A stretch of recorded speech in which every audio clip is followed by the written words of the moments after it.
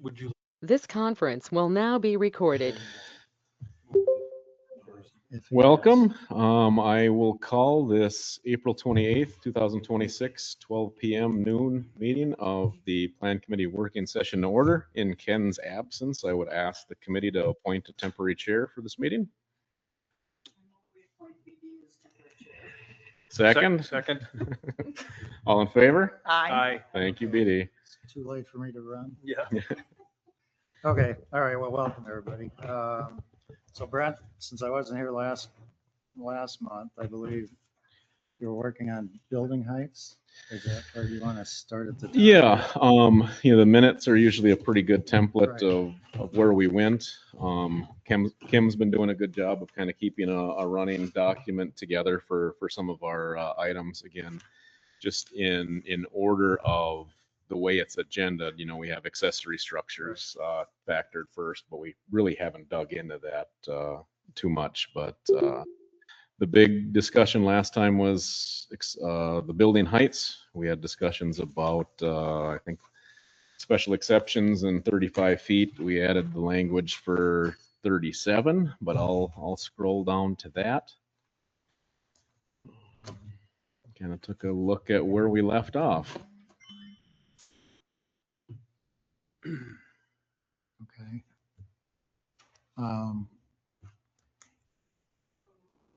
So I know you had some recommendations, changing, removing a couple sentences, adding one. And we're gonna go through all this and then submit it to the village board. Yeah, all at once? well, we're not agended for 7 p.m. So I think once we're comfortable from a working standpoint, I know, we'll, even though we're not going to dig into it at this noon session, we'll kind of have a send off and a homework list for committee relative to PW. But Okay. as an update to that, I guess, since good a segue as any, the plan committee did post a public hearing for the changes to protected waterfront. We'll go over that a little bit later. But with that, obviously both the intent of this committee and the board was to get that done quickly. So I think relative to our other topics that we've been working on for noontime, say it's the building heights, if that's something we think with minimal effort we can get an actionable point, have a little more discussion now. We'll put that in ordinance form for next month, briefly at working session, and then action for 7 p.m. at our next month's meeting, and then on to the board from there. Okay. So everything in red is as far as you got then, right? Yeah. Okay. And I'd say probably the big one, and Kim, correct me if I'm wrong, was the addition of the language, nothing to exceed 37 feet. I don't know if you want to edit. It was pretty vague exactly how you want it said, so Yeah. if you want to wordsmith that a bit. So it says, what I'm reading here is the minutes, under no circumstance shall a structure, accessory structure, or projection exceed 37 feet from grade. And that's what you have there. Right. Yeah, the only thing we probably don't want to add confusion in that it's, the 35 is considered for the principal Right. roof line. From there, we talked about the architectural projections, cupolas, and specifically chimneys, and tying this out to the conversations we've been having in PW and in other areas. So we might want to add some language there, tying that out to probably similar language we've used for those architectural projections and things like that. But if the intent is to make that 37, just like we did in PW 23 and 25, I would like to probably have mirroring language so they're consistent in how those are Are you talking about just the last sentence of that last, the in red highlighted in yellow. of the whole? Okay. Which is up above it, right? No. Isn't it just right up above the under no circumstances? Or am I looking at, yeah, In here.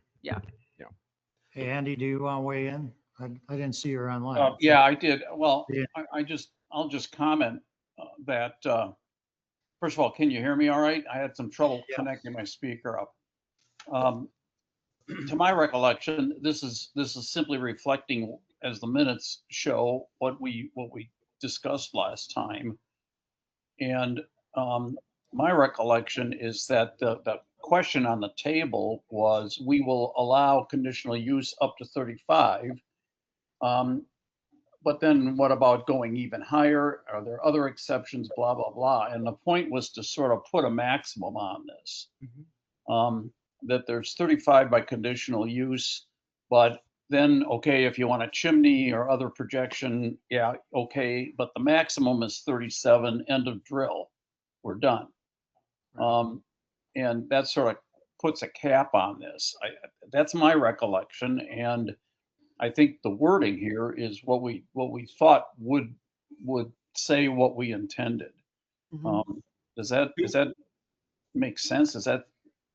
I think that's right, Andy. The only thing do we want to consider for this last sentence, where it says under no circumstances shall a structure, and then add nor any projection or accessory thereto or thereof shall exceed. I don't know if we want to. Just to make it crystal Just clear. to make it crystal clear, just say that when we say a structure and then add nor any. Oh, I see. That's okay. Yeah. Projection or accessory thereof. Yeah. Okay. I think that's helpful. If that's the point, I agree. And I think I would almost take the word structure out of there because that So is. anything. Yeah, I would say projection, even that. Or accessory and or accessory, Yeah, Yeah, I think that. under no circumstances shall a accessory projection exceed 37 feet. I would say and or. I would say you can say and or accessory so that we're covered. Well, if Well, you don't want the structure to go over 35. right, No, but- I think Grace is right. If the structure actually confuses the issue and throws that back into discussion. Right. All right, so we're gonna take out structure. Laird, what do you say? Got something to add? Don't, BD. Okay. All right, neither do I. No, I think, so we want to take out the word structure, which is still in there and it was on the notes. Did we confuse the issue? Kim, do you want to read that back? That would be great. Please. Under no circumstance shall any projection and or any accessory thereto exceed 37 feet in grade. I don't know, because we removed structure, I think you can remove there too. Okay. Could you read that again? I couldn't hear Kim very well. Under no circumstance shall any projection and or any accessory exceed 37 feet from grade. Okay, Thank you. all right. So now are we down, Brent, are we down to item 4? Again, I'm just looking Or is at it, with the PW, Yeah, there we have 23 feet. And then other rooftop accessories such as spires, belfries, parapet walls, cupolas, domes, flues, vent pipes, chimneys, other communication devices, and all other projections are allowed to a maximum of 25. So there we're more specific. so we don't, So we're okay with being a little more vague on the 37 then. Yeah. Okay. I like that. What do you think? Rick, you like that? Or do you want to whittle this one down too? I mean, the protected waterfront, I think, mean, we'll be lends itself to more specificity. Right. So I guess I'm more comfortable with, I think that we have a catch-all with the overall height limitation for the village, what we just went over. Right. But I think that when it comes to protected waterfront, I think that lends itself to more specificity unless we just, I don't know. I agree. Yeah, Yeah, I do with too. I you, think- Rick, that we should be more specific, or not more specific, because we're saying the same things, but we're really laying it out again. Which is consistent to our whole approach Mhm. to Yeah. that. we want to be more protective. Grace? Mhm, what do you correct. say? I agree. Okay, Laird, yeah, okay with that? Very specific. Andy, I assume you are too, right? Yeah, okay. I'm not real clear on what the difference, I'm trying to compare the texts.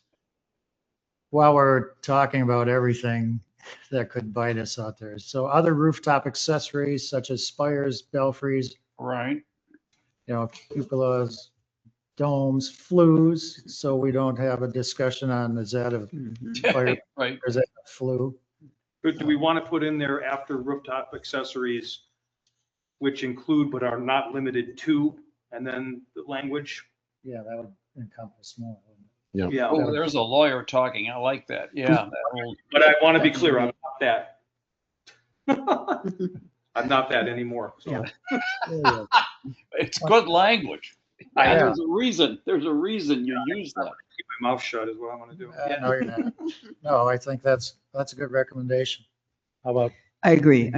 As clear as we can be, I think we Yeah. need to be very specific. Kim, did you get that one?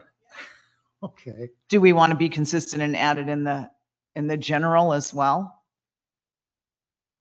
Yeah, that's a good point.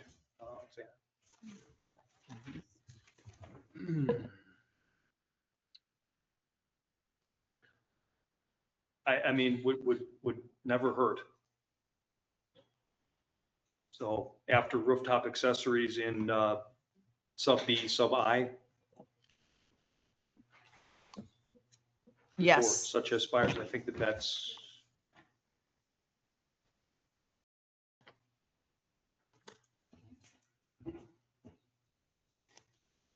Kim, I'm waiting for you to quit writing to see if you got it. Do you want to read it back, please? Yep.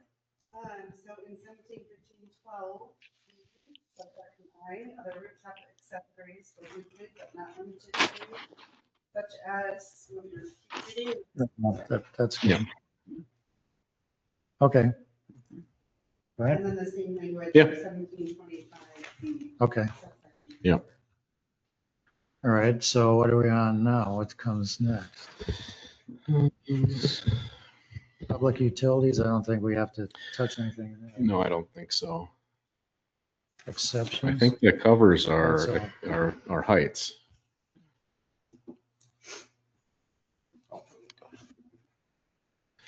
You see something else, Rick?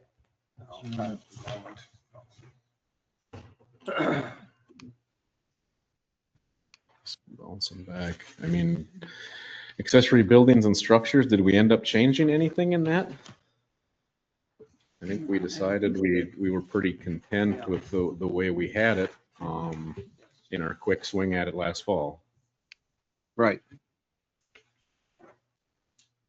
And just more for situational based. We provided some guidance, but then we can deal with them on a case by case basis.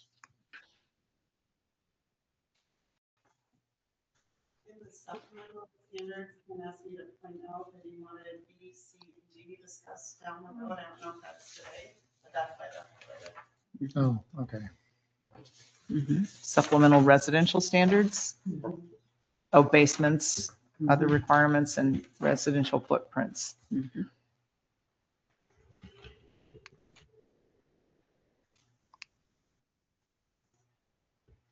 Where does that live?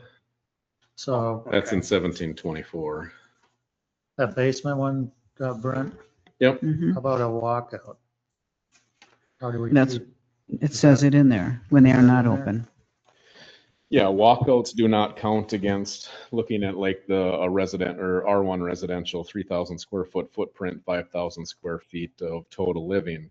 If it's a walkout, which typically is open towards the back of the lot or the rear property line, if that's the case, they do not count against the overall total square footage.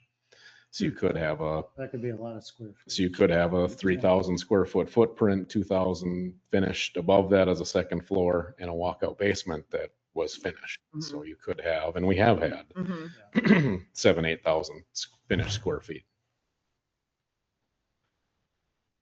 Okay.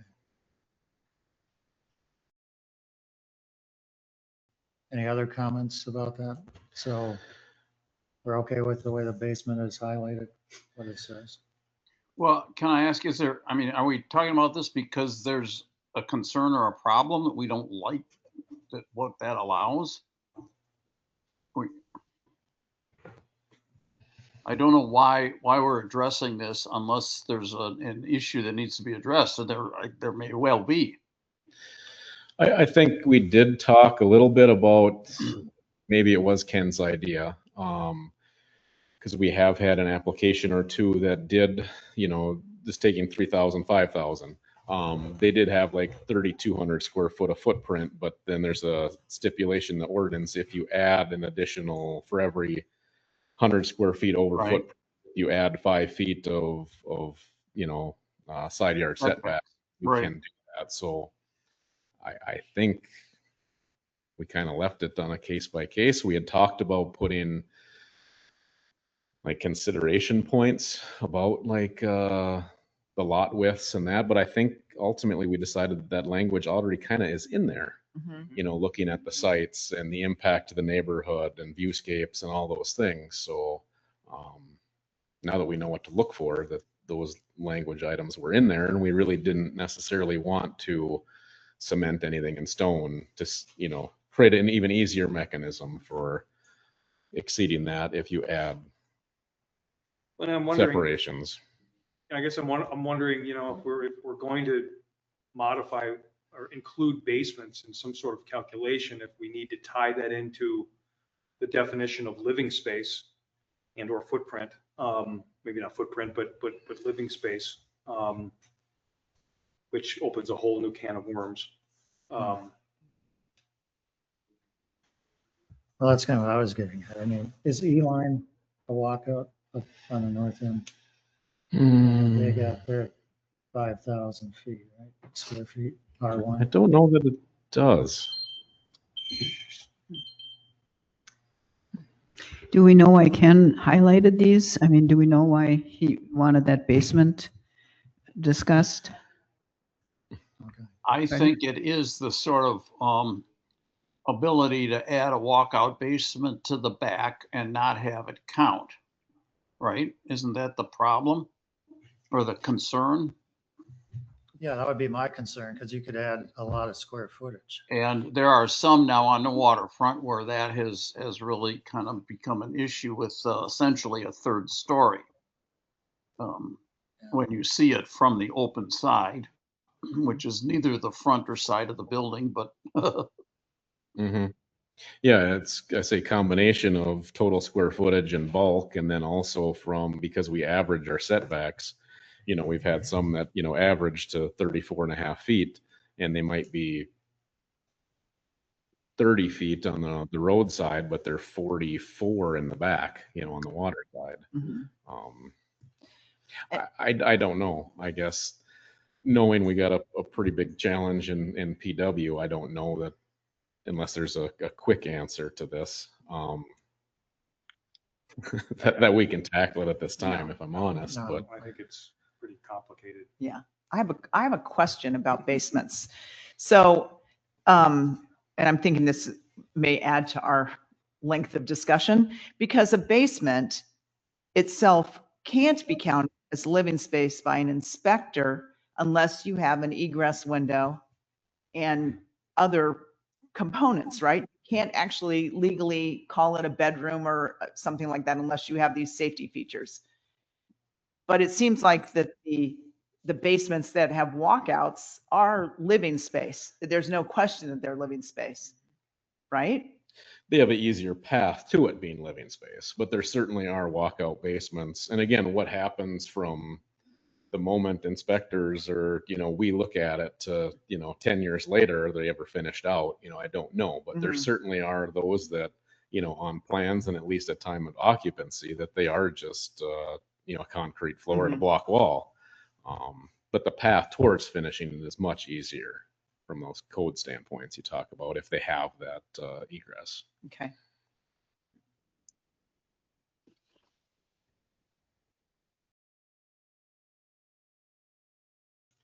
Yeah, it seems like we need to know what Ken's point of view was too, right? Maybe we should put this on hold Yeah, I think it's till tabled. next Yeah. month, what he highlighted. Yeah, I think the footprint thing, I think that we discussed and decided we've got enough in there to deal with them on a case by case, but basements we really didn't tackle. You talking about in the initial definitions for footprint? Yeah. Because that would be a big change, because there certainly are a lot of. Right.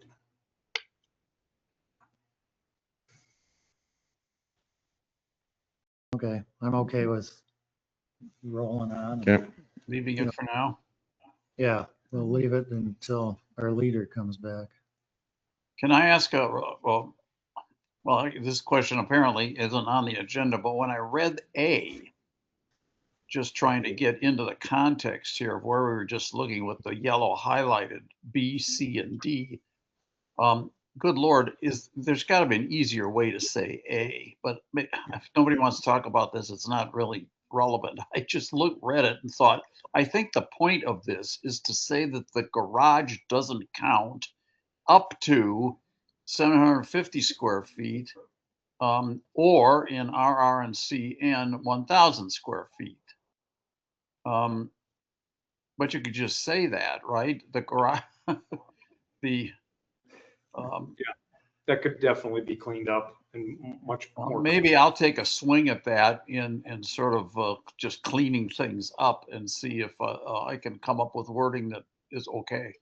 Okay. Okay, The other piece of that, Andy, it's not to say if, say for R1, you can only have 750 square feet of attached garage. It's that 750 is not counted. So if someone wanted to have 1,000 square foot attached garage, they would have to reduce their home footprint by 250 square feet to make up the difference. Oh, is that maybe why it's worded so convoluted? That's helpful. I didn't know that. Like I thought it was a 750 maximum. Okay, look, let's not waste time now. I'm bringing up a different Okay. topic, and I'll pursue that at another time. Okay. okay.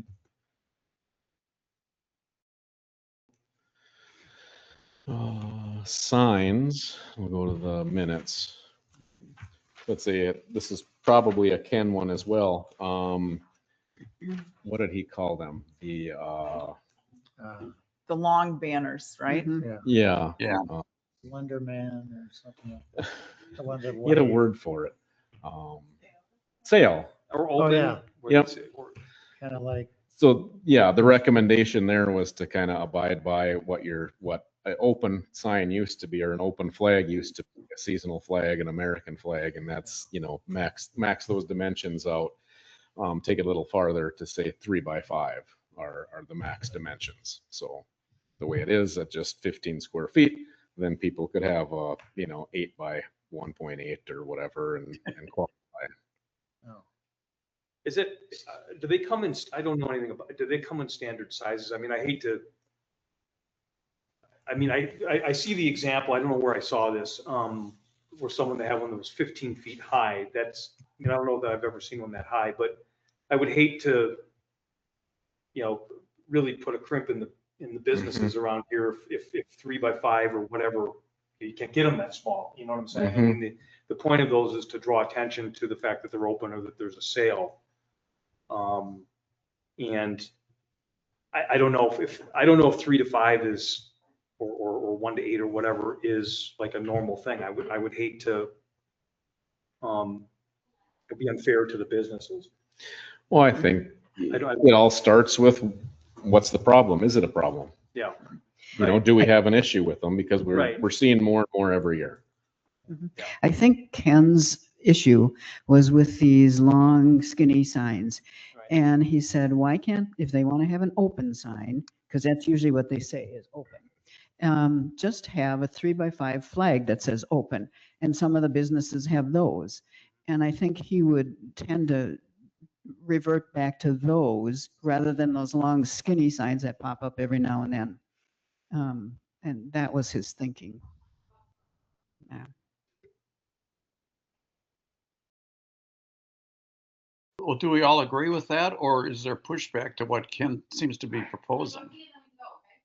I would be in favor of just the 3x5 open signs. People can see those. They see the flag waving out, and it's a sizable 3x5. So They know when the business is open. We don't need those long skinny signs that make it look like Wisconsin Dells. I wonder, it's probably more businesses on the north end that are set back a little bit where you can't see. That seems to, or if you're set back in the woods to try and get people's attention. I mean, I understand that, or like the new bakery that just opened, they have a sandwich board that goes out when they're open on not Spruce, right by the post office at Wilder Inn, because how would you ever see them? But if we want to avoid them putting up a flag thing, maybe we should think about this. I don't know. I mean, I get where Ken's coming from, and I think we probably should have limits on what you can do. But I also agree with Rick, because as a business owner, you do want people to know that you're there and you're open. I kind of would like to hear from the business council on this, to see what's reasonable, what's possible, without us just dictating to them, this is what you're going to have. I mean, I agree, 15 feet high, if that's the example, I mean, I would agree with that, but I would like to hear from them and say what they think they would like to have. And maybe they, the business owners would say, all right, what we say in across the road from the protected waterfront would be different than what we would have on the north end and so forth. Those are two very different areas, it seems like. So I kind of like to hear from them, maybe, before we just dictate to them. I can ask. Yeah. Or maybe it's a hybrid, 15 square feet, a single dimension not to exceed 6 feet, 7 feet, something like that. And get their feedback. I think that's a great idea myself. I'm trying to remember, has this been an issue on the highway at Shorewood Village there where they put stuff out on the road to get people to come in? I think the issue there are the little sandwich boards that he puts out. That's more sandwich, yeah. Yeah, and the ordinance says that they should be 12 feet or closer to their business, not out on the sidewalk. But if you're tucked way back in there, then people don't even know you're there. So I think that, yes, yeah, but I get it, but there's a whole board with all the business names out there already. We had talked about this, I don't know if it was last fall or at some point, because again, in the name Shorewood Village, they had the accident and someone took out their complex sign and kind of just said, hey, you're still in operation, do what you need to do until you get that fixed, we'll work with you. And they continued to do that because they saw more traffic, because people were actually able to see them. So yeah, we want to ding the business council for more, but again, we do have businesses that are having visibility issues, especially when there's multiple businesses within a single complex, because they get their little nameplate of whatever that is, 8 inches by 3 feet or something. It's not too substantial to know what's Shorewood Village. Brent, do we have anything in here that says a new business can fly a little bit bigger sign for first 2 or 3 minutes? It's just covered under a general special event type signage. So yeah, that's the one when we had some dialogue with the UU when they were celebrating another 5-year anniversary, what constitutes a major anniversary. But yeah, we've done that for, coming soon signage, grand opening signage, obviously anniversary signage. So there is a mechanism for that initial kickoff to give them a little more visibility, to let people know they're there.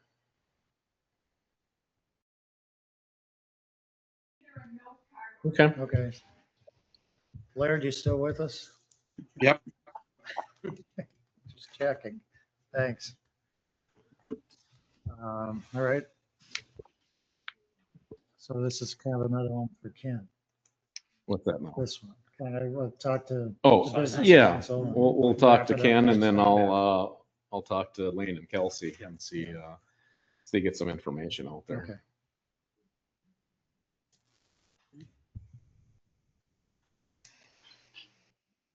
See, I know the other ones on there, land disturbance, we really haven't had any dialogue with that whatsoever, so I don't think that's on the short list at this point. the Chapter 17 review, that's Andy's work, working with Kim, which I think we're all on the same page with that. Andy, I don't know if you got any updates on that one or not, but In progress. perfect. Good answer. Then I still want to meet with Laird because he sees stuff I don't see. He's sharp, you know, All right. and I will. I'll take any and all help.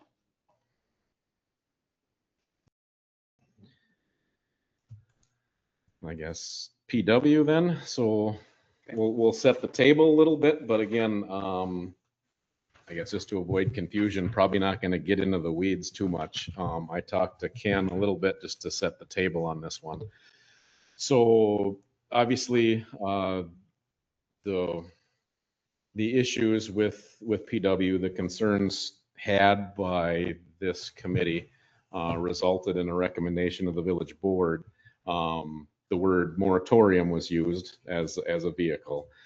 Basically, as that got flushed out with the attorney, there was another path forward for that without using the word moratorium.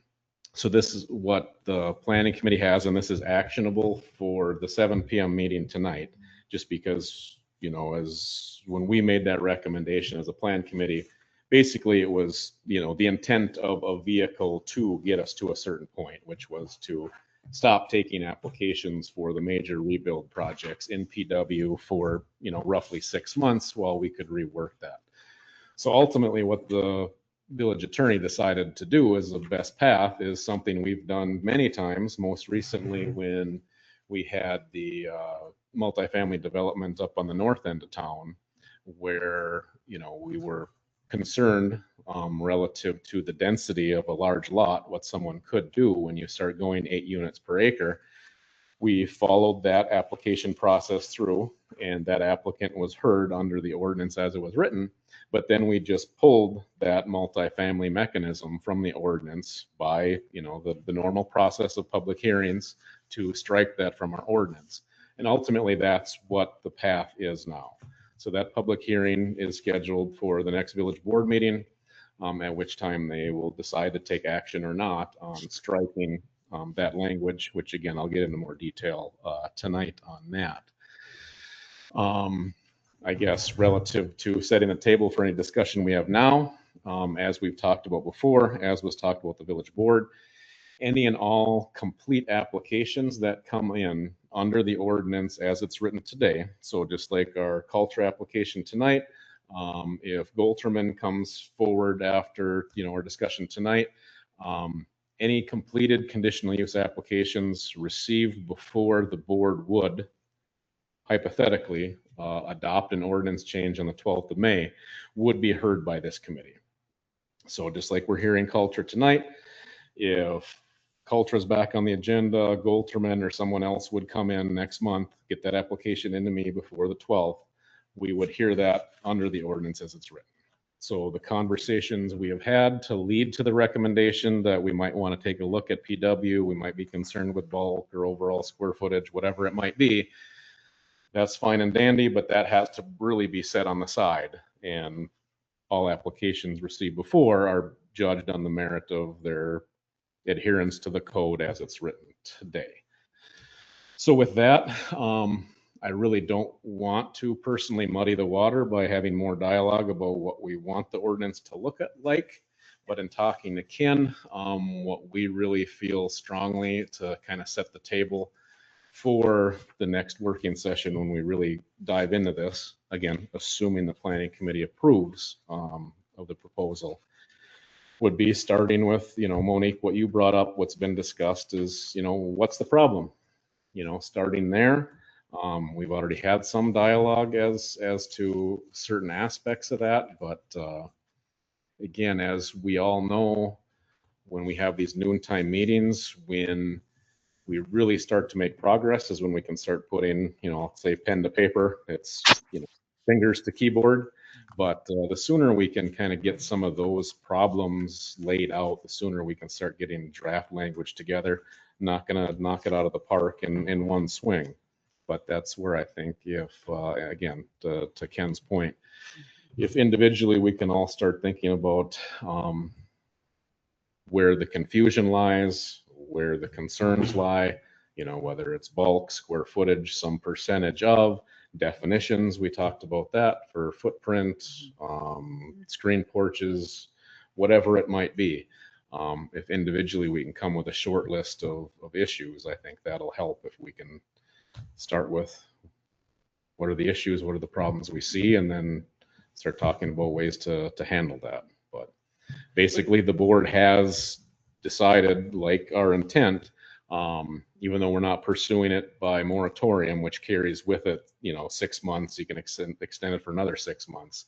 It sounded the board was pretty adamant they want this done in a timely manner. And I think their motion come the 12th is likely to include something like that based on the direction it was going. So what's our discussion going to be tonight? I mean, everything I think you mentioned there is the discussion once the board approves removing conditional use permits with or without a time frame. That's going to be when we have that discussion and maybe at a working session about all that. Yes. So we're not talking about what we're going to discuss tonight. I guess I'm wondering what there is even, if there is even anything to discuss tonight. So for tonight, again, just trying to cover all bases because the plan committee basically made a recommendation to the board to pursue some type of mechanism. Again, we use the word moratorium, but something relative to the end goal of putting a temporary, you know, halt on hearing such applications for 6 months. Because we were using moratorium, we weren't clear on what the vehicle would be. The advice from the attorney was before the public hearing, have a formal recommendation from the planning committee to approve the vehicle that's being used. So that's all the conversation is going to be tonight, is just to go over, you know, the proposal is to strike whatever it is, 17, 22, B1 and 5, whatever those numbers were. That's what we'll actually be looking at to make a formal recommendation that we approve of the path moving forward. So are we simply formally by some action this evening approving and agreeing with the course of action that the board is recommending based on our request? That sounds like what we're doing. I would agree with that, Andy. Yeah. As distinct from kind of sounding like we're starting over and saying, okay, let's do this, but we're going to use the wording that the board has put in place or the attorney has advised. I guess those are two routes to the same place, but I think we're really doing the first. We're just sort of affirming that the board is moving forward positively with our intent as we intended it to move, right? Yep, the intent is the same, the mechanism is clear. Yeah, that's clear. Okay. Shouldn't this have been presented before it was set for public hearing? This document was not available to the public before it was set for public hearing. The board, when they set the public hearing, had the language. We have this, what you handed out today. They had the language that's set for public hearing to strike parent 2, parent 5. Document that you have in today discussed wasn't given to the board at that time, was it? Yeah, that language was in the board packet So 2 weeks ago. I'm trying to be clear on this. I'm trying to understand the process. So I don't know what you're seeing here today. Is it? It's in the packet for tonight. Okay. It's not in our working packet. No, because I had no intent of getting into the finer points of that during the working session. Yep. Yep.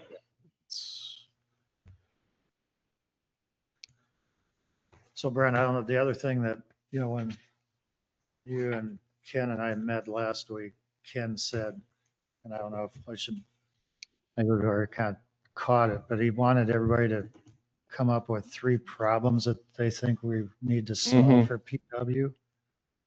And then try to recommend some ways of solving those problems. So I guess he wants us to just think of 3 things we think's wrong with PW and, well, how do you recommend solving it? Okay, that's easy, right? Okay, yeah. I don't know. So I don't know if he wants that for the next time we're at working session. Yeah, I think think so. I think problems, and again, that problem could be more than just the, dimensional issues. It could be more than just bulk. It could be, providing clarity. Because I think that's a huge piece of this is one, because again, all of this is by conditional use. So this, no one has a vested right to these projects. It's all by conditional use. It's not a permitted works project. But I think we've created a mechanism for people to apply, for the projects that, through the concept reviews have been scaled back a little bit historically, but it is creating a vehicle for pushing that, perhaps, a little larger than the committee envisioned when they wrote it.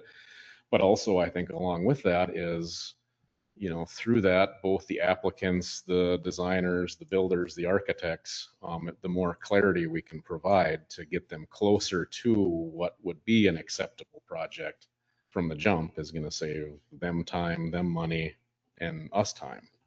So I think it could be it could be definition-based things. It's not necessarily, it's all ordinance, but it's not necessarily on the setbacks and impervious surface and bulk square footages. It could be some of the other guiding things, definitions.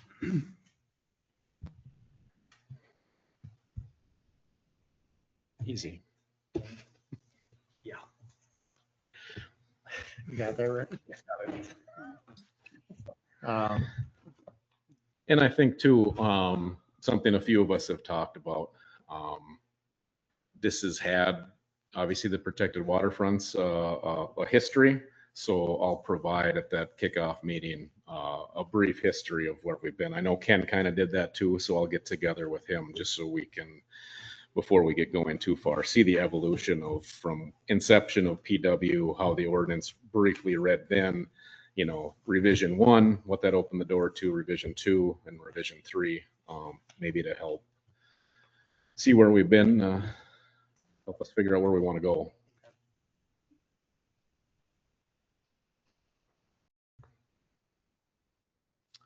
Okay. Anything else you want to cover? I don't think so. Okay, just for everybody's information, HPC is meeting at 6:15 tonight. We're going to take an extra 15 minutes so we don't delay the start of the plan. And hopefully I'll keep it going and we'll get done early. But if you want to come and hear it from the start, it'll be at 6:15. Okay, good to know. Okay, if there's nothing else, I'll take a motion to adjourn. So moved. Second, I second. all in favor, say aye. Aye. Thank you.